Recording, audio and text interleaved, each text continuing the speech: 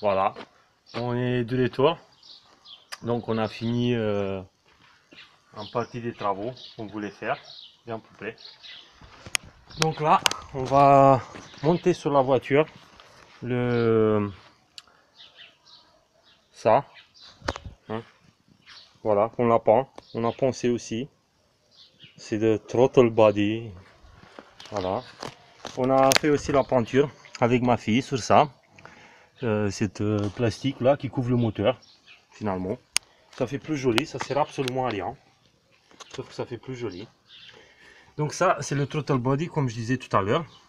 Je sais pas en français comment ça s'appelle, désolé. Voilà. Donc qu'est-ce qu'on a fait à l'intérieur? Si on voit bien. Attends que je sors la protection. Bon, à l'intérieur on s'est joué finalement. Parce que c'est ça le but.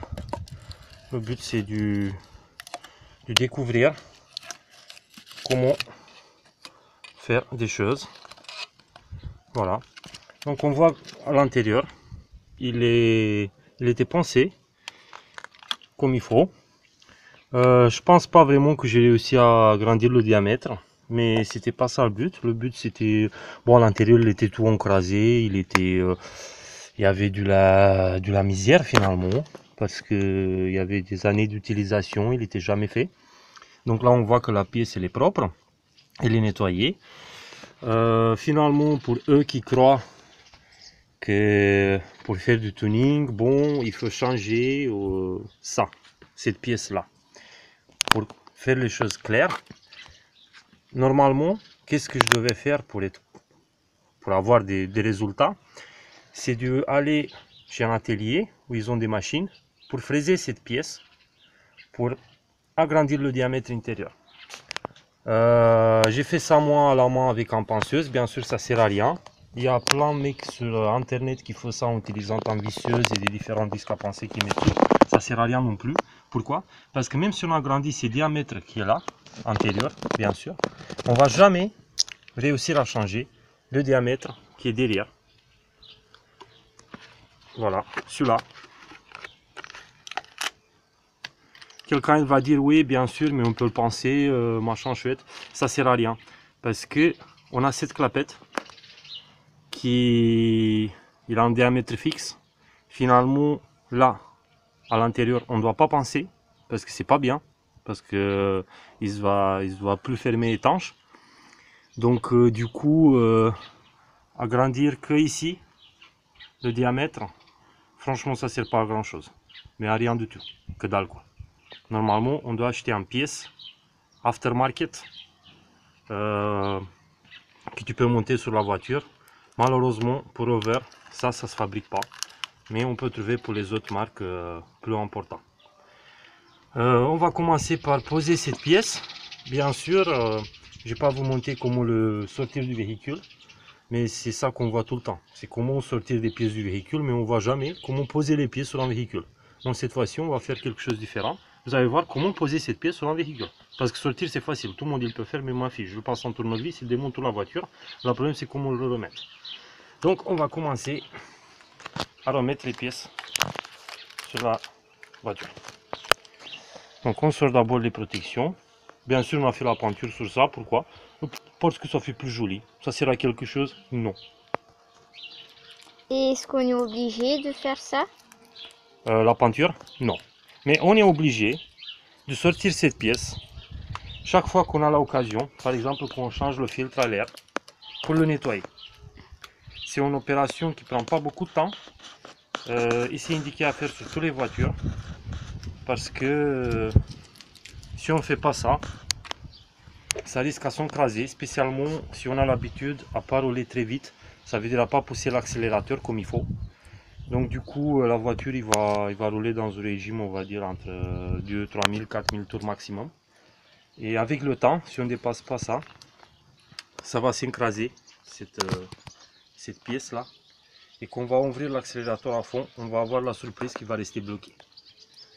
Et on va dire que c'est cassé ou machin, donc c'est important de le nettoyer quand on a l'occasion à faire.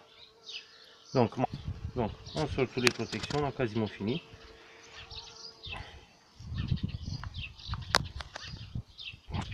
c'est casse-couille à sortir.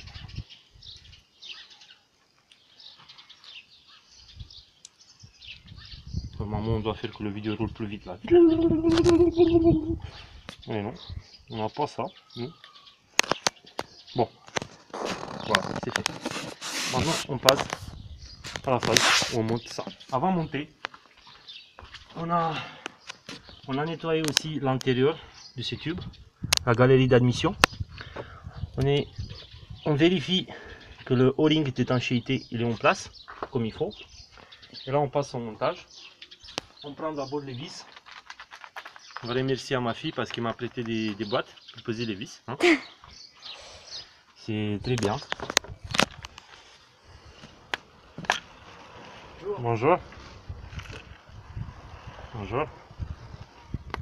Voilà. Donc. Oups. Oh putain. Bon, ça c'était pas prévu. C'est pas grave. Mais bah si, je veux récupérer ma pote quand même. Bon, on va voir un bruit. Il a tombé. Je vous assure qu'il a tombé parce qu'il y a un trou. Mais sinon, on va s'assurer qu'il va tomber. Bon, bref. Allez, on passe aux choses sérieuses. Donc, on a 4 vis. Tous les vis qui font la même longueur. Sur certains débits de mètres, tu as des vis avec des différentes longueurs. Il faut être sûr de le mettre dans le bon ordre. On compose le système. C'est comme ça, ça vient mettre. Et le plus chiant, c'est de mettre les vis du bas. Donc, on va commencer par les vis du bas. On va glisser un vis en place, avec attention qu'il ne tombe pas. Et on va essayer de le mettre à sa place.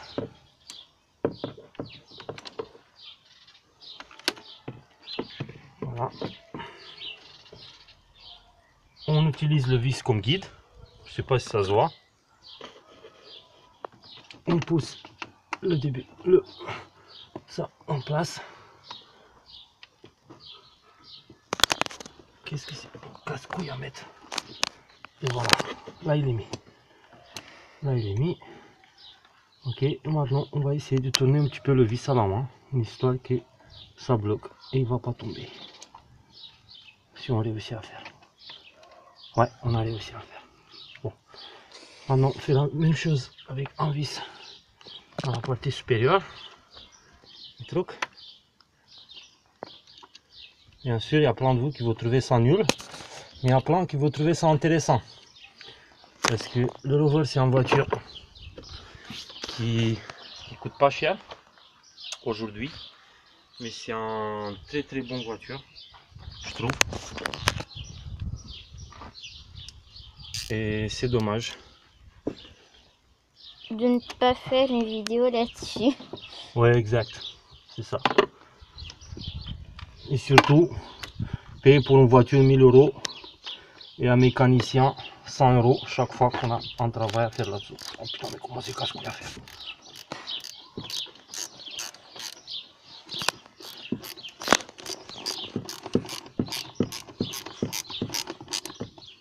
Bon, voilà. On a un vis humide. Malheureusement, il faut le mettre comme il faut.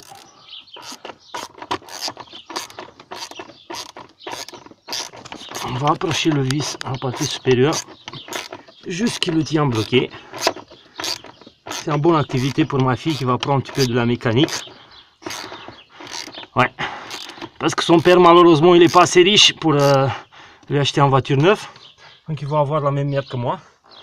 Donc du coup c'est important pour elle de savoir comment réparer. Là on va mettre encore un vis. Oh mais c'est casse-couille. Franchement c'est casse-couille. Est-ce que c'est joli le machin bleu là? Ah bah oui c'est joli. Ça fait classe. Pourquoi on met le vis qui tombe pas? Je sais comment faire. J'ai un tournevis normalement. C'est magnétique. Il a un aimant dessous. Et il faut mettre ça sur un aimant. Attends. Désolé pour le temps, hein. C'est bon.